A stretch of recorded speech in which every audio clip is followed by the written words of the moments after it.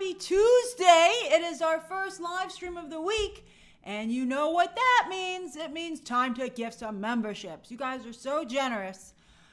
This is my way of trying to match that. I just see someone else gifted some memberships. Hold on, I'll thank you in a moment. Here we go. Hooray!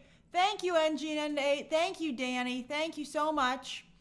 I thought, for a moment there, I thought we'd have to do an Ask Me Anything stream. But I can't believe how well these stories turned out. I think we have some really interesting stuff to discuss. So thank you, Martin. Thank you so much. So as always, please try to keep your questions and comments to the story at hand. I will address questions and comments at the end of each story. And then as always, the last 10 minutes of the live stream are an Ask Me Anything. All right, here we go. We're off to the races. Story number 1. Where is it? Hold on. So many images uploaded today. Boop. Okay, there we go. We got lots to discuss. So I'm very interested in the way that Comic-Con ended up going this weekend. Now, there was no Marvel panel. And there was no DC Studios panel. There was a Peacemaker panel. We'll talk about that in a moment. But that created a very weird Comic-Con. I would say probably overall, hey Gemini, the worst Comic-Con we've had since the pandemic. I think it went really poorly. And I think you're going to see a drop in people. Let's see. If Marvel and DC have panels next time, I think a lot of people will go. But it was really, I think, a weird situation this year. However, the nice thing about it was that it created a space where a couple of other projects were able to shine. And that, I think, was really nice. So let's talk about who I think were the winners of Comic-Con this year. And that's right, I've put James Gunn on the list, even though, of course, he wasn't there promoting DC at large. He was there. He went to 2 panels. He went to the Peacemaker panel, which he was scheduled at, and then he dropped by one of the DC panels. Now, I do think that Peacemaker ended up being, where's Peacemaker? There's John Cena. I always love John Cena. I think John Cena has such a positive attitude. I really like John Cena a lot. So John Cena was there, and I think that they had a missed opportunity for Peacemaker. James Gunn, for the past week or so, has been saying that Peacemaker is the crucial next chapter after Superman in his new DC saga. And yet that was not at all evident in the panel on Saturday. I thought that the trailer had offered absolutely nothing, and I'm surprised that they would do multiverses after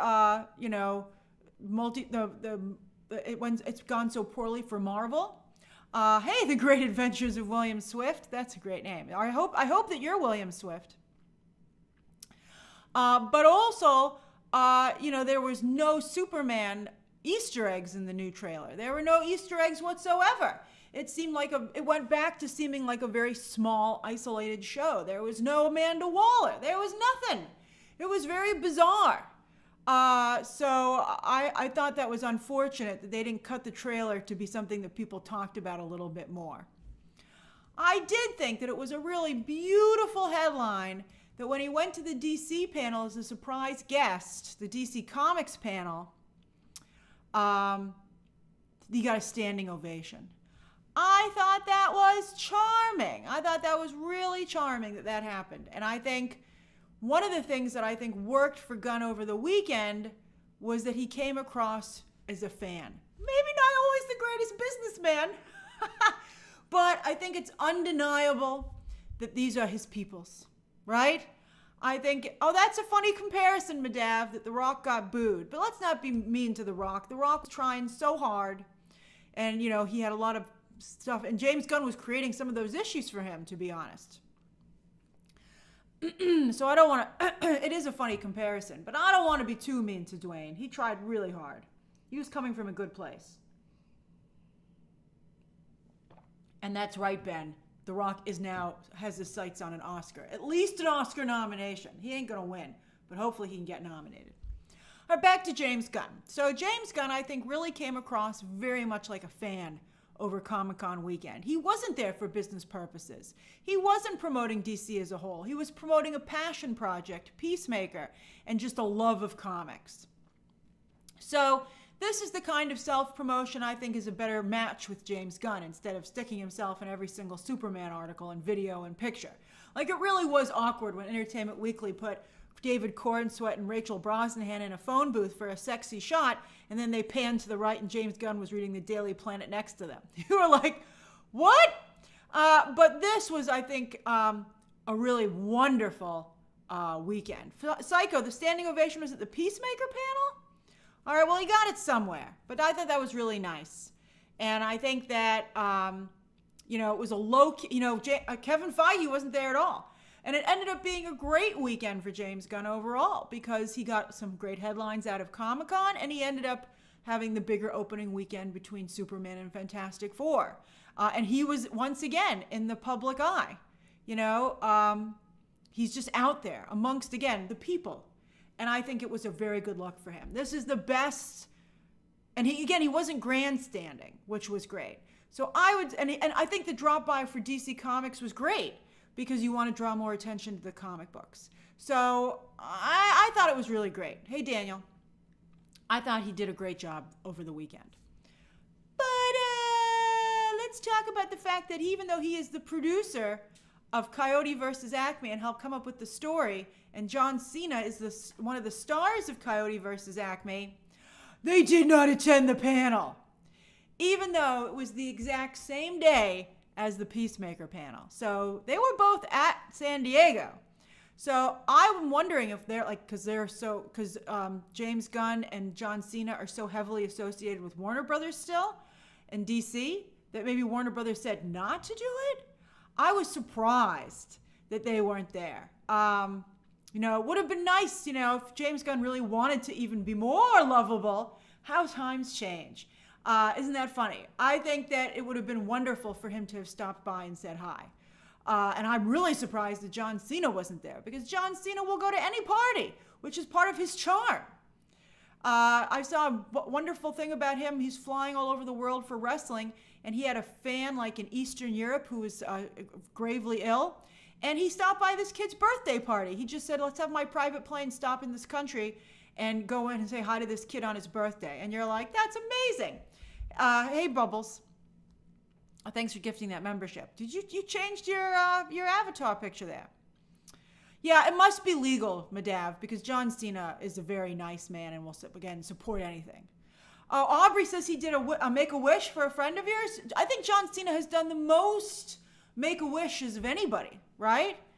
So even though sometimes I don't love the work that he's done, I just can't have a bad thing to say about John Cena because I think that's just so incredible. And by the way, Dwayne Johnson does a lot of Make-A-Wishes as well. And he's Dwanta. I got to say, these wrestling guys have hearts of gold. Okay. So yes, this panel was hilarious. So I was very impressed with this panel. So we have a couple of things to discuss about it. Coyote versus Acme did a great job. So PJ Byrne, that's him there from The Boys, and by the way, also the voice of a voice in Korra, Avatar: The Last Airbender. He was there, and he was playing the role of, as he does in the movie, of an Acme representative who was at the panel to shut it down because Acme is very upset. I put this in the wrong place. Acme is very upset. Of course, I'll review this film, Mika, but it's not coming out until next August. Next August 2026. So it's got a very long time to go. I think so. Let's look at the poster. I have the poster loaded up. Yeah, August 28th, 2026. It's very far away. But yes, that was hilarious that PJ Byrne was there shutting down, trying to shut down the panel. He had a legal letter. He got booed out of the convention hall. It was a great gag. Really, really strong. And Ketchup Entertainment overall, this is a very small new distribution company. They did the Looney Tunes, recent animated movie. And they really knocked it out of the park. They put together this amazing panel. And then one of the bags they were giving away at Comic-Con was this one that said the movie Acme doesn't want you to see. And I thought that was really a great, great bag. I would want that bag. I thought that was fantastic. Now, obviously, someone might be like, is that supposed to be Warner Brothers? You know? But anything, Warner Brothers should lean into it. I mean, they were the ones who were willing to sell this movie, and they're the ones who chose not to distribute it themselves. I wonder if, to some degree, Warner Brothers looks at this and is kind of like, maybe we should have distributed it. I hope they do. I hope they realize that, this was a very good idea. So I think, and by the way, credit where credit is due, James Gunn is a producer on this movie, and James Gunn has also helped come up with the story. So he deserves a lot of credit for that. I hope it's really good. One of the sad things, though, is that I saw somebody on Twitter leaked the trailer. I don't know why they showed a trailer over a year in advance. I mean, that's kind of on them. But I was pretty appalled that someone leaked the trailer. And their reasoning was, please don't watch it if you come across it. Hopefully Ketchup took it down. But their reasoning was, it looks so good, the people deserve to see it. Man, this trailer's not going to come out for a long time because this movie's over a year away. And they were nice enough to show you the trailer, as a treat because you went to their panel. In Hall H, no less, because Hall H had a lot of vacancies this year. And I just thought that was really mean. When you consider the damage that was done to the Avatar trailer launch because of that leak, it's serious. Trailer leaks are serious. I've never seen a trailer nerf it like the Avatar 3 trailer yesterday. I was shocked at how poorly that trailer debuted. We're going to talk about that when we get to the Avatar section. But it's very serious. And the fact that this person did it intentionally, they could have just said, I saw the trailer and it was phenomenal, right? I mean, I have a problem with these kinds of, they shouldn't show this stuff that far in advance. I know they want to give a treat to the people in attendance, but they did. The PJ Byrne gag was funny. I mean, it's really bad. I think that, and also I think it gives the fans who aren't in attendance, kind of a bad taste in their mouth. So I just think it's a bad idea. All right, but yes, Acme did a wonderful, wonderful job. Sophia says, oh, by the way, Sophia, I saw it was your birthday today. Happy birthday. The No Way Home trailer leaked, but for some reason, I think that was a special kind of a situation. And also, I don't know why it was okay for that, but I'm telling you that it was really bad, the Avatar trailer leak. Okay. Or maybe people just lost interest in Avatar. Let's see. But it was a really bad situation. But we're still talking about Comic-Con. All right. So, the vampire Lestat. Oh, boy. There's the poster. This is officially the name. They've retitled Season 3 of Interview with the Vampire because this is the name of the book. They're going by the Anne Rice books. Seasons 1 and 2 of Interview with the Vampire are the first book, divided into 2 seasons. It's an incredible show. I took a very long time myself discovering it, but you guys kept on it. You were like, watch it, watch it, watch it.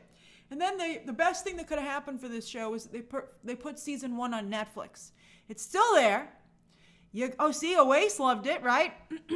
And so you can try. How many books are there, Mystic? I actually looked it up the other day because I was enjoying the Vampire Lestat news so much. They have a lot of books to go. Tons of books. So they could go for this show for quite some time. But the first season is on Netflix. I watched it at Halloween because I wanted something new and fresh. And I was like, everybody keeps telling me to watch this show. That fits with Halloween. I'll give it a whirl. Loved it. Watched season 1 on Netflix. Purchased season 2 on digital and loved it. Mika, well, Sinners is a much more serious movie, but yes, I'd say one of the most impressive things about the Interview with the Vampire, and hopefully, I'm sure, the Vampire Lestat, is the quality of the production. The costumes, the sets, it's something that takes place in many different time periods, and it's just extremely well done. I would say it's as good as any HBO show. And many people have pointed out that if this show was on HBO or Netflix or Hulu, it would have a much bigger audience. The problem is that it's on AMC, which back in the day had The Walking Dead, of course. But there are so many more streaming services these days, I think a lot of people didn't hold on to their AMC subscription.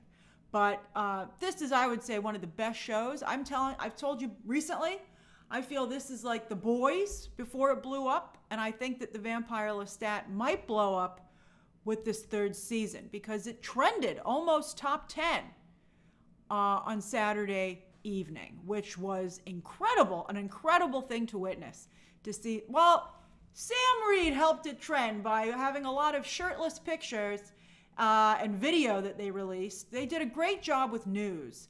The panel was very well designed. They had a ton of casting news. They had a bunch of new images and clips, and Sam Reed was really working it on that stage. He did this kind of like back arc thing that was like, you got to go and see it. It's like, you're like, how do you do that? It was just nuts. And I saw some very funny jokes about it. It was hilarious. And this is Juan Gabriel, this is a very beefcake, sexy show. And I think, and it's also very well done, but I think that expands its audience. It's a very sexy show. I mean, I think that Sam Reed is as good as Anthony Starr. So let's talk about Sam Reed. I am a huge Sam Reed fan. I think that his acting on this show is as good as Homelander. There's very little cheesecake, I'm afraid, Danny. There just hasn't been. It's just not what the show is. Even not what the books are. I mean, there's a female character, Claudia, who I think is just a delight, but it's just not the same. But Sam Reed is, I would say, definitely as good as Homelander. Those performances are on par. And so it's they're both Australian? That's hilarious, Mika. So it's great to see, just like Anthony Starr's gotten a lot of recognition, to finally see Sam Reed getting that recognition. But I was very happy that Jacob Anderson finally started to get some attention as well, and it was confirmed that he will be a big part of this season. Because there was a little bit of a bad look that was forming, where it seemed that like maybe the show would blow up when it started focusing on the white character, and you're like, oh, I don't think we need that it would be very unfortunate for the show because it's so progressive. It decided to change the ethnicity of both Louis and Claudia, which I think works extremely well. And they explore a lot of really interesting aspects of African Americans at that time, not only in America, but then later in Europe when they flee to Europe during World War II. And I think they just do a really good job with it. And that is Grey Worm. And that's right, Bailey Bass is in season 1, and she went on to do the Avatar movies, so they had to recast the role, actually. Claudia is actually one of the best characters on this show. Her story will break your heart. Really good stuff. So Jacob Anderson, I don't know if he's going to have as big a role as he's had in the first 2 seasons, but he'll probably have as big a role in season 3 as Sam Reed does in season 2, which is substantial. However, I'm really excited to see Jacob Anderson's star rising, as it was revealed that he was the new Dream at the end of the new Sandman season. That show's not going to continue. It's not doing so great because of the Neil Gaiman drama, but I'm just glad to see both of these actors starting to get recognized and get more work. So that makes me very happy. I still am very upset that Anthony Starr doesn't get more opportunities as an actor because he's just so incredible as Homelander. It really bothers me that he doesn't get more work. I hope Seth Rogen maybe starts hiring him more because he produces The Boys and he put him as a guest star on The Studio. I would love Anthony Starr to join The Studio. Wouldn't that be wonderful? Oh, I wish he should pitch that because I think there's not enough Anthony Starr out there. Also, one other thing that I want to point out is that the LGBTQ fandom is largely responsible for this show's success. Certainly getting a lot of attention for it on Twitter. And I'd like to say that the LGBTQ community is responsible for the success of 2 shows on today's live stream, as they also are the ones who kept the Gilded Age alive long enough to finally become a hit. They also are responsible for Our Flag Means Death, which they couldn't ultimately save in the long run, but now, of course, that showrunner is moving on, it looks like, to Booster Gold. So very, very strong. I still believe, there are a couple of fandoms like LGBTQ Twitter, Black Twitter. I'm sure, South America is really big. the South American, like Brazilian community, that fan community, and these groups' abilities to blow up content and make it extremely popular on social media is amazing. And I still feel that producers should be more aware of this. Some of them are, but I think the producers are not utilizing these fandoms to the way that they could. That's right, Faye, Wanda and Agatha, very much so. I'm really getting upset, by the way, that people are starting to turn on Wanda because they're trying to support Sue Storm. You can support Sue Storm all you want, but I'm really getting annoyed that there's this new narrative about how Wanda's over and let's move on already. Never! I'm pretty upset about the way that has developed. Okay. I was like, what is happening? There can be two mothers, Rainbow. That's right. That's right, people turning on Deadpool and Wolverine. The internet's a tough place. Okay, does anybody have any questions or comments about this story? That's great. That's right, Riley.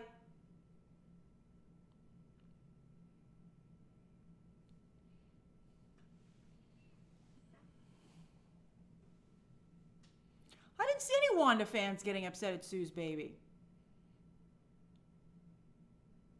Score has pointed out that Elizabeth Olsen said she's done. She has. I think they haven't made it clear. I think I see conflicting reports on exactly if she's totally done or not. But I do feel it's unfortunate that she doesn't seem to be enthusiastic about it. Sean, you got to watch Interview with the Vampire. Hey, Jamie. It's on Netflix. You can try it right now, no extra cost. And I know most of you have Netflix. Oh, wait, I did see the Eternity trailer, and I turned it off. What a horrible, horrible idea for a movie. Obviously people have thought of that before. If you haven't heard about this is the new Elizabeth Olsen movie with Miles Teller and I forget that other guy's name. Isn't he dating Dua Lipa? That guy, Dua Lipa's boyfriend. That guy. He was actually in a rowboat movie. Callum Turner from, it's not a rowboat, but a rowing athletic movie from George Clooney, which was pretty good. But the setup of the movie, it's basically Defending Your Life, that old movie from, oh my gosh, what is his, I can't believe I forgot his name. It's been so long since he worked. Who's the guy in Defending Your Life? He's a comedian. Albert Brooks. Thank you, Mika. All right, so it's like Defending Your Life, only in this case, for some reason, Elizabeth Olsen and her husband die at the same time, Miles Teller. But when they get to heaven, they have to choose who they want to spend eternity with. And what do you know? There's her husband who died in the war, her first husband. So she has to decide who she wants to spend the rest of her life with, her first husband or her second husband. I know she's going to choose the second husband because he's the lead in the movie. How horrible is it that she's not the lead in the movie? I thought that was bizarre. I didn't like it. Yeah, that's not heaven, Sean. That's hell. That's a good one. It was so horrible. I was like, it's going to be so bad for one of these guys. iReady says maybe they'll put the second season of Interview with the Vampire on Netflix closer to the third season's release. I sure hope so. I hope that they do. That's right, Divine Joy Randolph is in it. No relation, but a lot of respect. And I love her. I'm very happy that she's in the movie.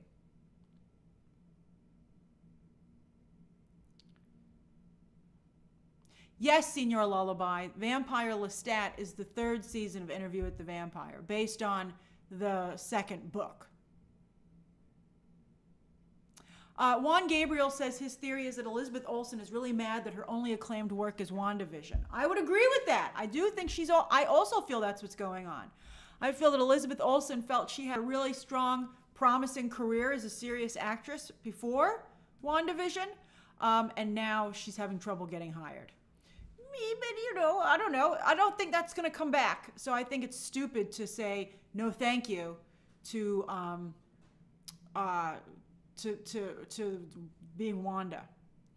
That's right. The Chosen Loner says any of the Boys Universe news. They showed a sneak peek at season 5 for the Gen V panel.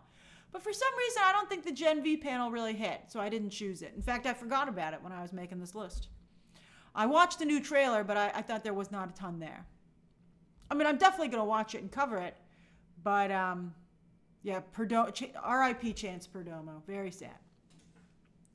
Okay, let's go to the next story of the day. Let me move my arrow. Story number 2. Boop. All right, there we go. All right, so Jimmy C's doing the press for Avatar. He did a whole lot of interviews with Empire Magazine. I think that's out of the UK. And he said he wants to do an animated Avatar spin-off. Either a movie or a series. He's not sure, but he's gathering. Oh, thank you, Sean. He said he's gathering stories that they want to tell.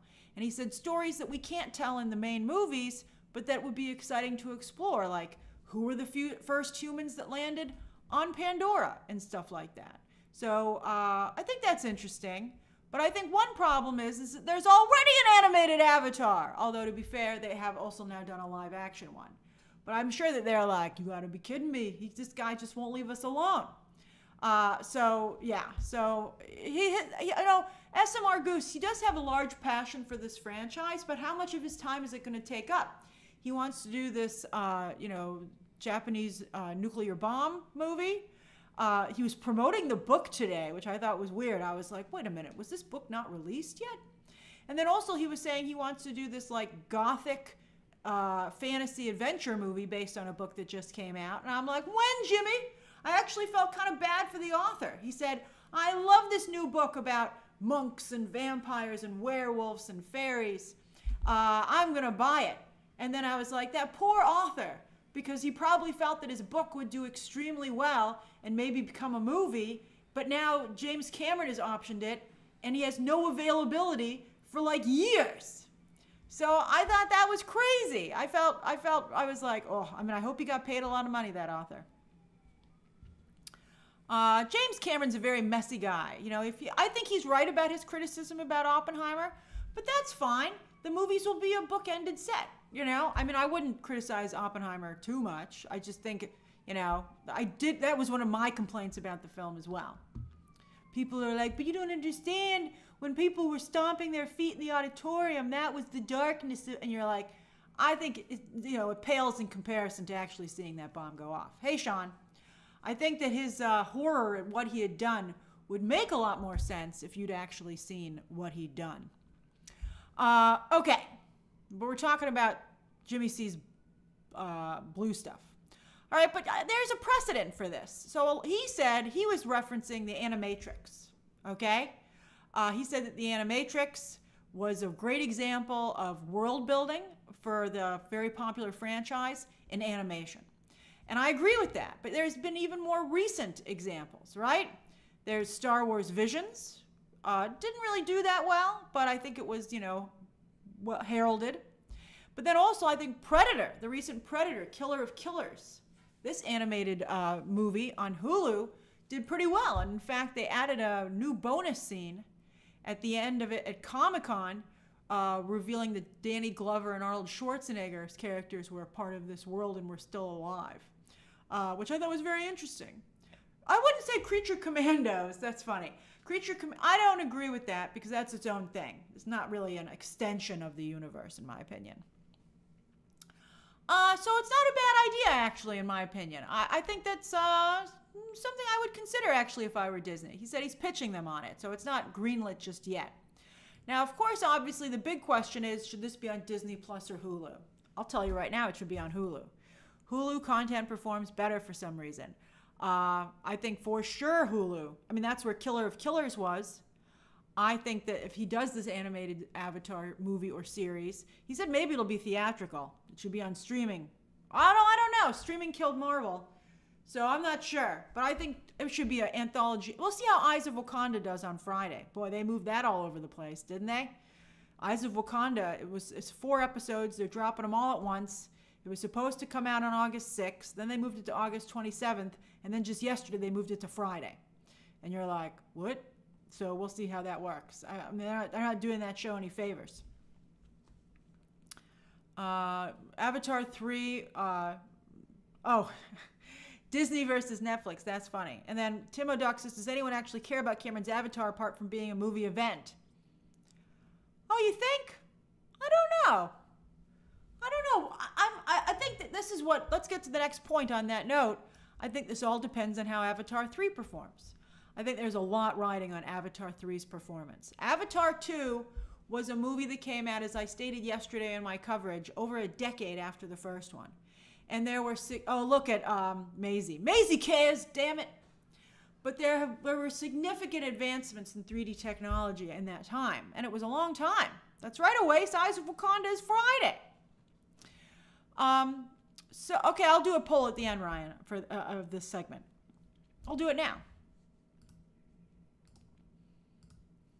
Are you interested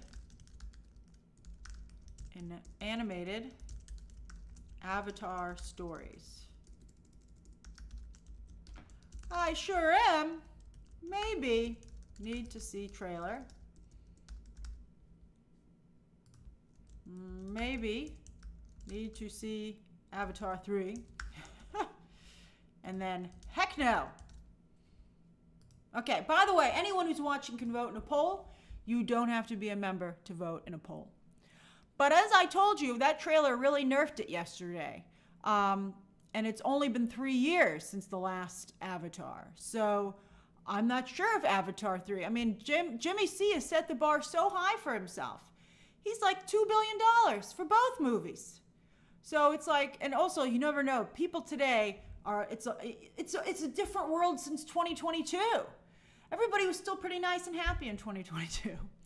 Today, everybody's very aggressive, and people are very political, and they get very, they hold grudges. I've seen more than one person be upset about Zoe Saldana, and they're not getting over it. She deeply offended people by defending her director, who was so dismissive of the people of Mexico. And I gotta say, I can't disagree with the people who are offended with what she did. I don't know if, it's up for people to decide, of course, what kind of actions they want to take as a reaction. I don't know if I would not see her work, but I do think that was unfortunate. And I'm surprised. It was a mistake I was surprised that she made. She got an Oscar. She has her Oscar now. I feel like she should apologize. I think it would really benefit her to apologize. So we'll see what they decide to do. But yeah, that's right, Mystic. People don't really focus on the actors of Avatar, so it's not what it's about. But yeah, so we'll see if he can make $1 billion again. They're having a very hard, for a while there, a ton of movies were making $1 billion. And we've had a couple of movies that have, but this year so far, only one movie has been able to do it, Lilo and Stitch, although Minecraft has come very, very close. But, Superman, Fantastic Four, these Jurassic World even, these are movies that are struggling to get to $1 billion. And Superman and Fantastic Four are struggling to even get to $600 million.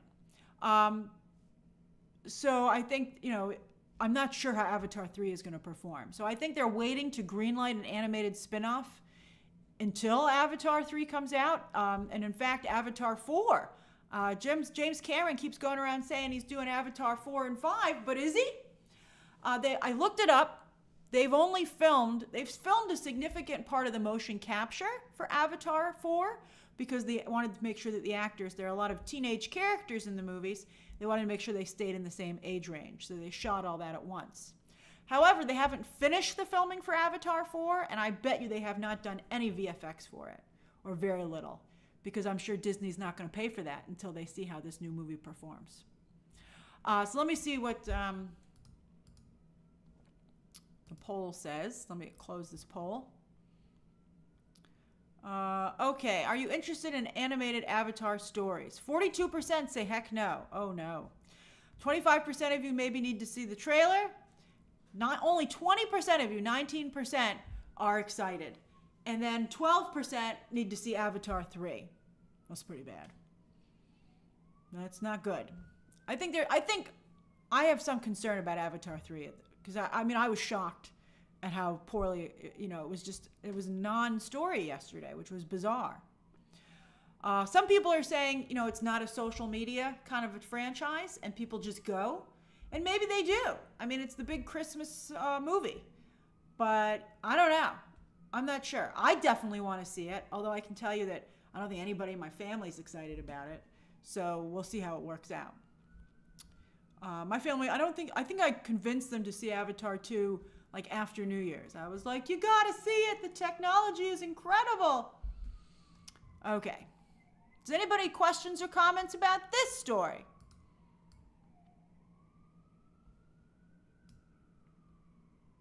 People were saying before that it was better than Star Wars when the first movie came out. It is crazy how people hate stuff that they used to love these days. It's so hard to keep track of it. People are like, oh, I love Avatar. Like when the first Avatar came out, people were like, it's the best thing I've ever seen. People were honestly saying it was better than Star Wars. I was doing audience reviews back then, and I was like, what?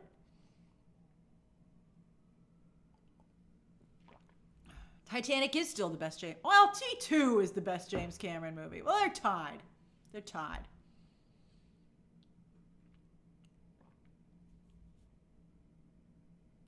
Riley says, objectively, Avatar is an amazing franchise, and didn't you hate it at first, Grace? I did hate it. I hated that first movie. I'm not a big Kumbaya person. I hated it. But I loved the second movie. I thought the second movie was incredible.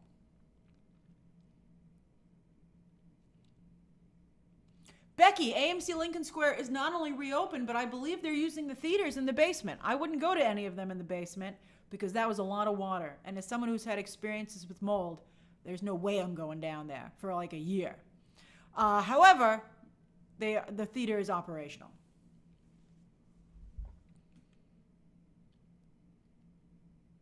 Michaela says it's going to make $1 billion. I think it might, hopefully. Mystic, I did rewatch the first. I watched it with you guys, I remember, I think. I thought it was better. It was okay. It's not as good as the second, in my opinion. It's a very long movie, though. The first time I saw it, I was like, I can't get enough of this. The second time, I was like, whew. Like when they got to the ship to be submerged, I was like, we got a lot of movie left. I'm nervous for the people I took to this. We'll get to the Gilded Age in a second, Mika. SMR Goose, I think you're right. I think the holidays are a big part of it. Lero says, let's poll if people are going. All right, let's see. Let's do a poll. Are you seeing Avatar 3 in theaters? For sure. Maybe. We'll watch digital streaming. Why would you watch Avatar on digital or streaming? If you're not going to see it in the theater, you shouldn't bother. And then, not for me. Okay, and by the way, again, anyone who's watching can vote in a poll. You don't have to be a member to vote in a poll. Eric with the K says, we love a good poll, Grace. I love a good poll too. They're fun.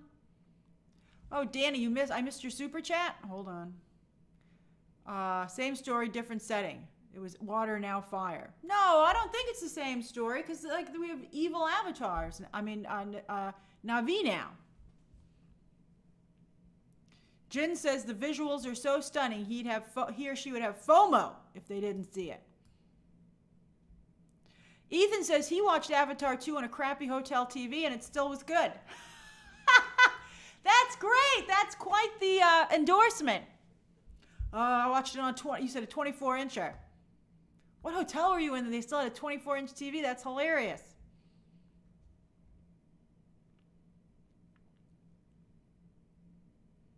Vlad, I would agree that this teaser was not great. Zetus Lapidus says, I recommend Avatar in a 4DX theater. The story is never that complex or interesting, but treating it like a long amusement park ride really helps. I think that's good advice. I would agree with that. You really should think of it in that way. And the ride is incredible. Henry Smith.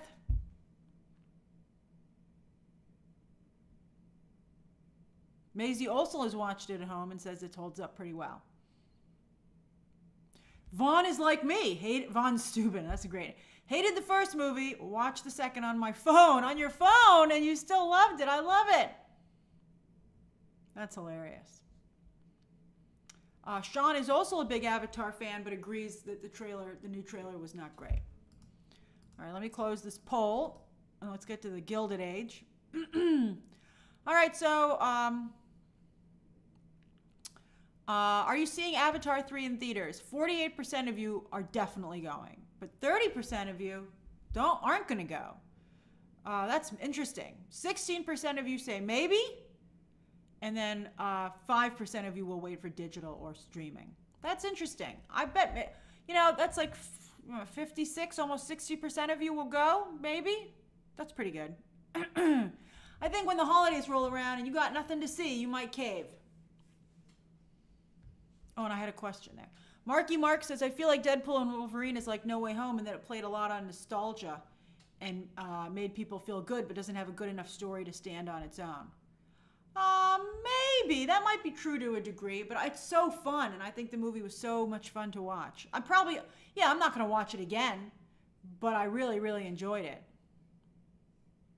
And I watched it multiple times.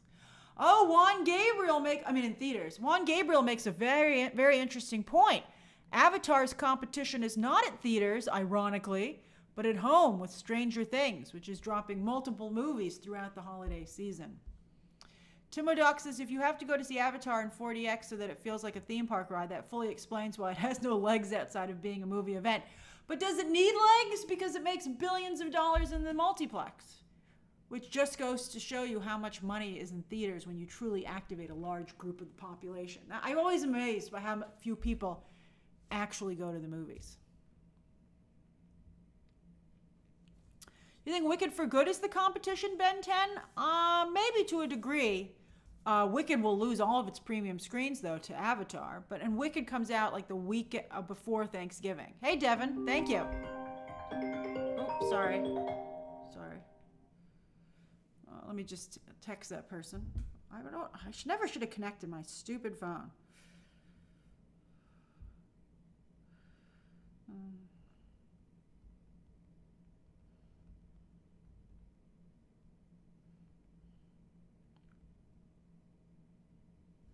Okay, to my computer. Okay. Let's go to the third story. What's the third story calling, Lady Gadaga? That's hilarious. Okay. I even have my phone on silent. Okay, hey, vice versa. Let's see. Story number 3. Where's my arrow? Did I already move it? Yes! Boom, baby! The Gilded Age! The Gilded Age. Okay, so once again, LGBTQ fandom for the win. This show was in danger of being canceled. It was doing very poorly. Wait, let me get this where I want it. Very, very poorly. It was not doing well, and they even acknowledged, and they said that the LGBTQ fandom is what saved the show and got it renewed for season 3. So again, a great example of the LGBTQ fandom really saving a show.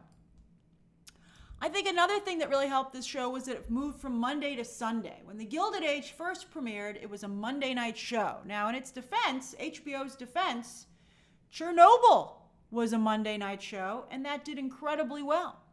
But for some reason, the Gilded Age just wasn't able to connect in that time slot. But they kept going, and I think season 2, was that on Sunday nights? It was having a very difficult time, but the LGBTQ community kept tweeting about it, so it got it renewed for season 3. And season 3 has just really taken off. I think they said their viewership is up like 20%, and they talked about the fact that it's doing extremely well on social media. In fact, for the last 2 Sundays in a row, I've seen the Gilded Age trending on Twitter. In fact, last Sunday's episode, which was pretty spicy, was trending number 2 on Sunday night, which is incredible for this show. So that's great. So I do think that part of the success was, let's see here, the White Lotus. Carrie Coon, who is the lead, arguably, or one of the leads on the Gilded Age, of course, was on White Lotus season 3. where she has that incredible monologue, and I think a lot of people really liked her character. So I think that kind of elevated her appeal and the way she is seen by fans, and I think they followed her over to the Gilded Age. So, and also I think the White Lotus was so popular, and that also blew up this year. The first 2 seasons of the White Lotus were popular, but they weren't as popular as season 3. Season 3, for some reason, really captured people's attention. Maybe perhaps because it seemed the most menacing of the 3, and they cast some really interesting actors. And I think that got a certain fandom into HBO on Sunday nights, and I think the Gilded Age plays into that fandom very well. So that ended up going really, really well. So let me share some of my thoughts on season 3 with no spoilers. Okay, so I do think that one slight change, and I'm surprised to see that it works so well. I mean, to me, I feel it's a tiny bit of a loss. You gotta be kidding me on this. Oh my God. Okay. Why is everyone calling me during this live stream? Okay, so, I really like the historical aspects of the first 2 seasons.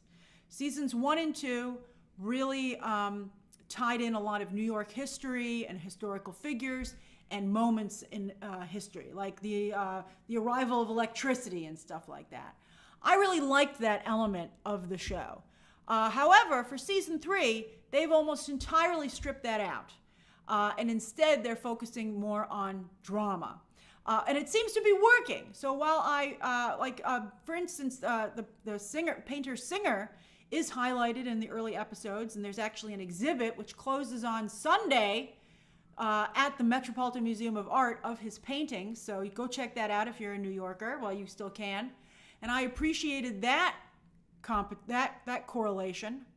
But for instance, season 2 highlighted how a woman was actually responsible for building the Brooklyn Bridge. I love that kind of stuff as a history fan, but I think they realized it wasn't working for them. So the thing's gone more Bridgerton, I guess you could say, and it's working for them. So while I mourn the loss of the historical aspects of the show, which to me made it more like the American Girl doll stories for adults, whatever keeps the show on the air. Now, one of the storylines that has benefited from this, in fact, I would say the most, though, is Peggy. Peggy is a wonderful character and highlights not only the black community at the time of the Gilded Age, but the some of them very wealthy, well-to-do members of New York. They had their own society, but they were doing well. Her father, in fact, is quite successful and owns a drugstore. And Peggy is an aspiring author, novelist, and currently a journalist. But she still has to, have a job to continue to go forward and to pay her bills for now. But the great thing about Peggy this season, for the first 2 seasons, she had to do a lot of the heavy lifting in terms of the historical storylines, and she went through a lot of really tough stuff. So this season, I think the nice thing about Peggy is that she got a really fun storyline. She got herself a love triangle. She had some of the best dresses of the season. Look how great she looks there. And I think it was nice to see Peggy get to play in that sandbox instead of just having to always do the more serious elements. She got to have the wedding cake storyline, which was really beautiful. However, she still has some of the most interesting historical aspects to her story. For instance, her potential mother-in-law, played by Felicia Rashad, really was looked down on Peggy's family because they used to be slaves. And just kind of showed, even back then, the black community was divided between, it's not only an element of colorism, that's right, colorism is also addressed, but, black families that were not slaves looking down at black families that had that in their history. So that was very interesting to see, and I think Felicia Rashad does a great job on the show and takes on a very complex role. So it's really an interesting, Peggy's storyline remains very interesting, but I'm glad she got to do some of the more fun elements as well. Then also there is Larry and Marion. I don't know why people are rooting for Larry and Marion so much. I don't like Larry and Marion. I don't think they're a good couple. I think Marion is not, I don't know. She did prove herself, I think, to helping out the family, the Russell family. She does seem to be maybe potentially an asset for them. But I don't know. I'm with Bertha. I don't know. I don't know. It's not the best match, but I guess, Bertha can't have a super 10-plus match everywhere. So I'm glad some of you agree that you're not Larry and Marion fans. This was their engagement. It was beautiful, but I just don't think they're a match. So that's my thoughts. That's right. That is Meryl Streep's daughter, who also was in Materialists. She's okay. Maybe one of the reasons I don't like Larry and Marion is that I don't think she's a particularly interesting actress. I like the actor who plays Larry, though, quite a bit. She is bland. I agree. She's bland. Then, though, I really love the Jack Clock storyline. So the Gilded Age is from the creator, Julian Fellows, of Downton Abbey, which, of course, had that upstairs, downstairs element to it. And so does the Gilded Age. They have a lot of storylines based on the servants of the house. That's right, he's the Clock Twink. That's his name on social media. It's funny because it's true. So Jack works in the house across the street from the Russells. I'm blanking on names today. Christine Baranski's house. She's great. She's the Maggie Smith of the series. And he invented an alarm clock that keeps time without needing to be oiled. He made so much money this season because he teamed up with Larry, actually, Larry of Larry and Marion, and Larry did right by him and cut him in on the sale for the patent on this clock. He made the equivalent, I think, he made $200,000 in 1920s, which I believe, let me just double check it. I believe it's like $20 million or something. So $200,000, 1920 worth today. No, I said it's about $3 million, but it's a couple $1 million. Oh, it was what? It was 10 million? Is it? Oh, it was 300,000. So, oh my gosh. So yeah, he got like $10 million or something. It was incredible. This isn't the 1880s. This is the Gilded Age is the early 1900s. Let me see. When was the Gilded Age? Oh, maybe this is, I'm going off a totally different time period. Oh, no wonder you guys are talking about women's voting. I was like, that was ended by the end of it. Oh my gosh. So much for me loving history. All right, it's the 1880s. Okay, thank you very much. So yes, so he got like $10 million for this clock. So one of the things that they've been exploring, thank you guys, that's really solving a lot of my issues there. So the fact that he got this clock is just absolutely incredible. And so he can no longer be a servant. You can't have someone serving you dinner who's worth $10 million. He, in fact, has more money than his employer because the employer's son lost it all in season 2. It was stolen. So that's just absolutely incredible. But one of the interesting things that they're exploring is that he doesn't belong anywhere because he's not a society person. He does not come from a notable family, but he can't hang out with people who don't have any money anymore because he's too wealthy. So it really is an interesting storyline, and I'm very glad. One of the reasons I'm particularly happy that they're doing a season 4 is to see what happens to him. I mean, I've seen the whole season. The final episode with what's going on with him is just really amazing, and it's like sad and hopeful at the same time.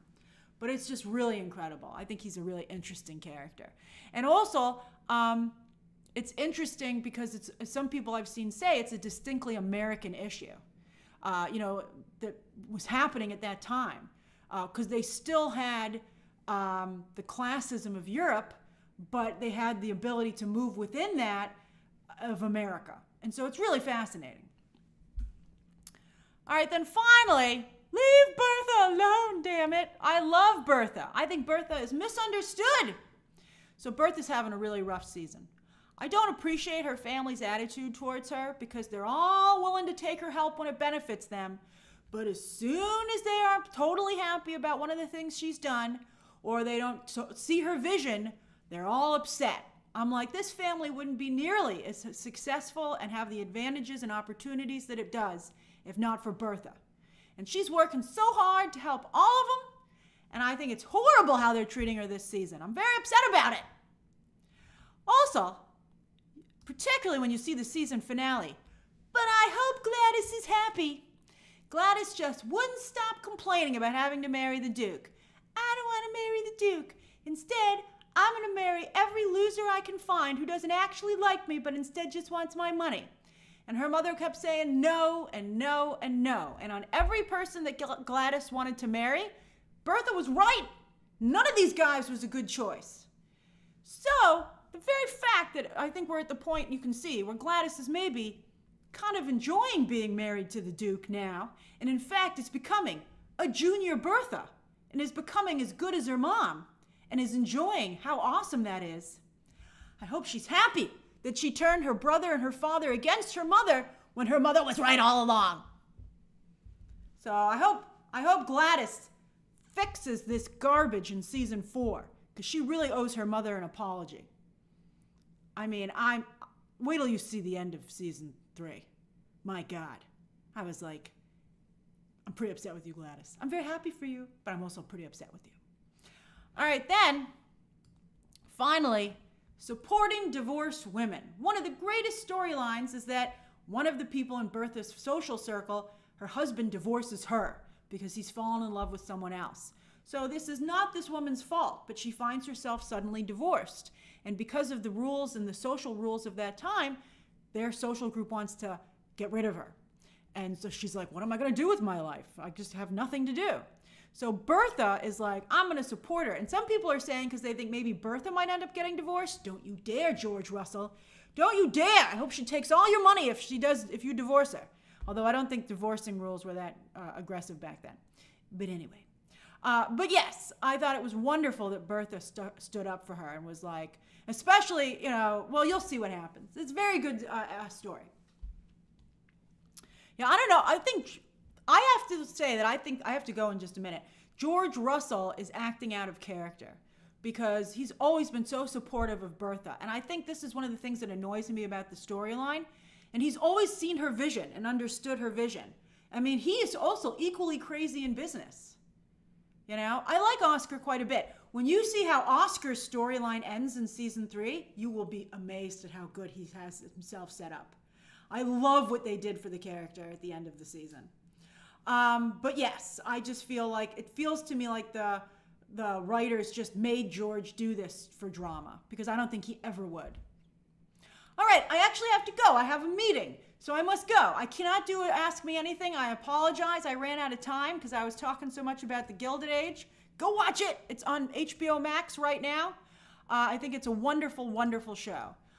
Thank you so much. There will be live streams tomorrow and Thursday or Friday. I haven't decided yet. Okay. See you soon, everybody. Bye-bye. Bye-bye-bye.